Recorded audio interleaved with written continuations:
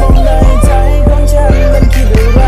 ในใจของฉันคนนี้ให้เธอไปหมดแล้วนะชอบดีเธอจะรู้ไหมล่ะเธอคนที่ฉันหลงเธอไม่ได้คิดร้าย This is my love you ฉันก็รักเธอมาตลอดเลยเธอก็รู้แก่ใจอยู่ใช่ไหมและฉันนั้นจะบอกว่ารักก่อนที่เธอเดินจากไปมีคนอื่นได้ไหมเธอนั้นอยู่กับฉันตรงนี้ได้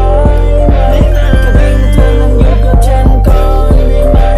แค่จะพูดอะไรไม่ต้องพูดอะไรแค่ถึงไปและแค่อยู่กับฉัน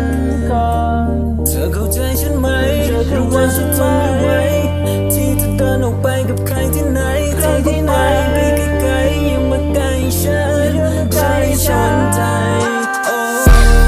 ตอนที่เธอจะเดินเข้ามาหัวใจของผมก็แทบละลายเอาอย่างนี้ก็ได้ได้บอกแล้วมันคงไปตามสไตล์ผมก็ไม่รู้ผมจะทำอย่างไรแต่ตอนนั้นคงจะเห็นว่าเธอไม่ได้ทำเท่าไรเพียงแค่จะไปเพียงแค่จะนอนเพียงแค่จะทำแบบที่เธอจะไม่ยอมแต่ทั้งกลางวันทำไมประจำทำไมอย่างนั้นก็ที่เธอจะมานอนผมได้แค่มองว่าที่เธอเดินผ่านแต่เธอทำไมอย่างนั้นก็ที่เธอจะมาอ่านทำไมผมรู้ว่ามันไม่สะอาดแต่ว่าตอนจริงที่ผมทำให้คุณดูคุณพูดอย่างนั้นก็ที่เธอจะมาดูแต่เธอทำมันทั้งวันก็ที่ผมจะมานอนแต่เธอทำมันอะไรก็ที่ผมจะไม่ยอมและผมทำให้คุณรู้ว่าผมทำมันยังไงแต่ว่าตอนนั้นผมแค่ทำมันเข้าไปถ้าเธอไม่ฟังมันคงไม่เป็นไรแต่ว่าหลังจากนี้เธอคงจะเข้าใจเลยที่จะบอกและที่จะถามและว่าเธอนั้นอยู่ที่ไหนเธอนั้นอยู่ที่ไหนฉันนั้นตามหาเธอมานมนานและเธอนั้นอยู่ที่ไหน